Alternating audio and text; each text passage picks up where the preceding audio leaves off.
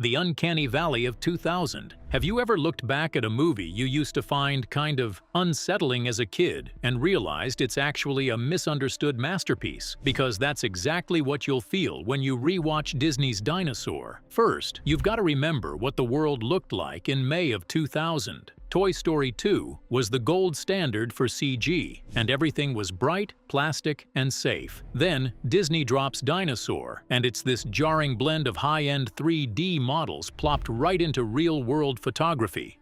Look at the way the light hits Aladar's skin in these shots. It's not cartoon light, it's harsh, naturalistic, and honestly, it was a little too much for people back then. We weren't ready for that level of texture. You can see the animators struggling with the Uncanny Valley here. They're trying so hard to make these creatures feel heavy and grounded, but the technology was just barely catching up to the ambition. I think that's why it felt so off to audiences at the turn of the millennium. We were used to the exaggerated squish and stretch physics of traditional animation, but Dinosaur wanted you to feel the literal tons of weight behind every footstep. But looking at it now, that commitment to physical weight is something modern CG movies actually lack. We've traded that sense of grounded reality for clean visuals that feel weightless. In 2000, that realism made people uneasy. Today, it makes the world feel tangible in a way that's actually pretty refreshing. We're so used to perfect digital environments that seeing these creatures interact with real trees, real dirt, and real water feels like a lost art form. It's gritty, it's messy, and it's exactly what a dinosaur movie should be. The brutality of the beginning. Let's talk about that opening sequence. You know the one, the egg travel scene. It's 6 minutes of pure visual storytelling with zero dialogue, and it is arguably the best thing Disney has ever produced. But here's the thing, it's also kind of terrifying. We see a Carnotaurus literally wreck a nest, and then we follow this one surviving egg through a gauntlet of predators and near-death experiences. It's the survival of the fittest, laid bare, without a catchy Alan Menken song to soften the blow. This was dark Disney at its peak,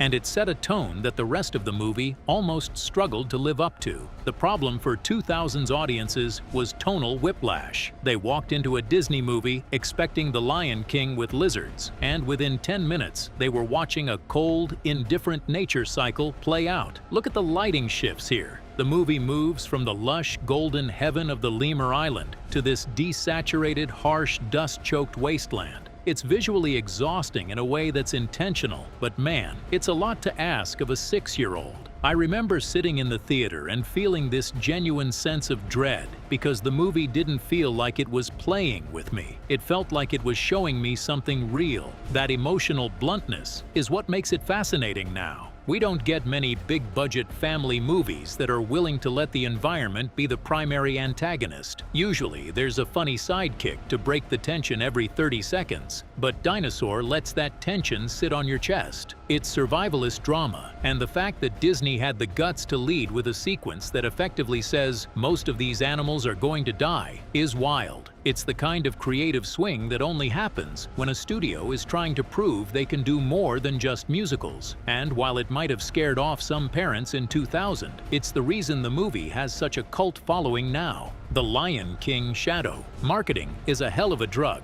and Disney's marketing department in 2000 was trying to sell a product that didn't actually exist. They pushed Dinosaur as the next great epic, the digital successor to The Lion King. The trailers were sweeping, majestic, and focused on the spectacle. But when people actually sat down, they realized the story was much more small. It's a road movie. It's a group of refugees trying to find water. It's basically Mad Max with iguanodons. And because the marketing didn't prep people for that vibe, the reaction was immediate rejection. You can see the traces of the epic version of the movie in the production footage here. There was this push to make everything feel massive, but the actual heart of the story is these quiet, desperate moments between Aladar and the older dinosaurs. People wanted a grand mythology, and instead they got a gritty story about exhaustion and thirst. It's a classic case of vibe rejection. If you tell someone they're getting a steak and you give them a really high-quality salad, they're gonna be mad, even if the salad is great. If Dinosaur had been released by a smaller studio or marketed as a specialized technical showcase, it probably wouldn't have been branded as a disappointment. But because it carried the Disney banner, it had to be a masterpiece or a failure, and there was no room for it to just be a cool, weird experiment. That's the tragedy of the movie's commercial life. It was a victim of its own pedigree. But when you strip away the expectations of the 2000s, when you stop comparing it to Simba and Mufasa, you start to see the movie for what it actually is. A really solid, beautifully shot survivalist flick. It's not trying to be a Shakespearean tragedy. It's trying to show you how hard it is to stay alive when the world is literally ending around you. The talking dinosaur debate. All right, we have to talk about the elephant, or the iguanodon, in the room. The voices. This is where Michael Eisner, the then CEO of Disney, really left his mark, and not everyone thinks it was a good one. For a long time during production, Dinosaur was supposed to be a silent film. No dialogue, just the score and the sound design. Can you imagine how legendary that would have been? But the higher-ups got cold feet. They thought kids wouldn't be able to follow the story or connect with the characters if they didn't speak English. So they added the voices, and honestly, it creates this weird paradox. You have these ultra-realistic, photorealistic animals, and then they open their mouths and sound like D.B. Sweeney and Alfred Woodard using modern slang. It's the one part of the movie that hasn't aged as well as the visuals. There's clearly a rift in the movie's identity. On one hand, you've got this Discovery Channel realism, and on the other, you've got a lemur making a joke about his love life. It's a bridge between the old-school Disney talking animal formula and the new-school realistic CG. But here's my hot take. Even with the voices, the movie works because the voice acting isn't theatrical. It's actually pretty understated. They don't break into song. They don't do wacky voices. They just talk like people who are tired and scared. It's a weird middle ground that feels like a time capsule of a studio in transition. They were afraid to go full silent, but they were also too committed to the realism to go full cartoon. That tension is what makes the movie so unique. It's a talking animal movie that feels like it's constantly trying to apologize for being a talking animal movie. It's awkward, it's flawed, and I kind of love it for that. The power of a silent predator. While the main characters were forced to talk, Disney stayed firm on one thing. The villains would remain silent, and thank God they did. The Carnotaurus is, hands down, one of the most effective antagonists in the Disney canon precisely because it's not a villain, it's just a predator. It doesn't have a motive, it doesn't have a monologue, and it doesn't have a villain song. It's just a force of nature that wants to eat you. Look at the design here. The horns, the stubby arms, the way it moves with this terrifying, jerky energy. It's pure nightmare fuel for a kid. In 2000, this was actually a bit of a problem. Parents thought it was too scary.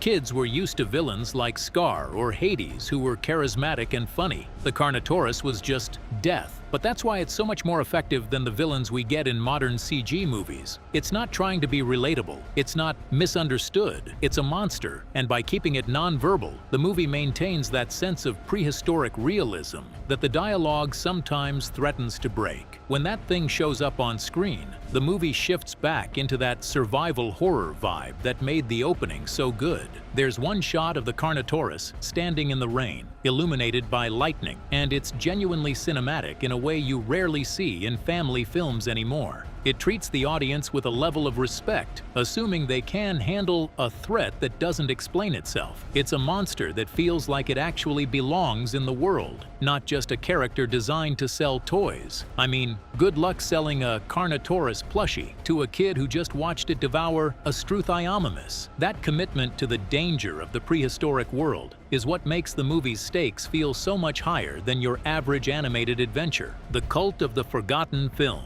So why does any of this matter now? Because Dinosaur has become this fascinating cult artifact. Being a forgotten Disney movie is actually the best thing that could have happened to it. It's not part of a massive franchise. It hasn't been milked for 10 sequels and a Disney Plus spin-off. It just exists as this weird singular moment in time where Disney tried to do something genuinely different. They experimented with the volume technology before. The Mandalorian was even a glimmer in Jon Favreau's eye. They pushed CG further than anyone thought possible at the time, and they did it with a story that was surprisingly bleak and grounded. Looking at it today, the flaws people pointed out in 2000, the darkness, the realism, the lack of Disney magic are exactly why it stands out. We're so oversaturated with quippy animated movies that follow a very specific formula. Dinosaur doesn't follow that formula. It's clunky, it's a bit weird, and it's deeply earnest. It's a movie about the end of the world that somehow finds a way to be about the beginning of a new one. I think we're finally in a cultural moment where we can appreciate it for the technical marvel and the tonal risk that it was. It wasn't ahead of its time in the sense that it predicted the future. It was ahead of its time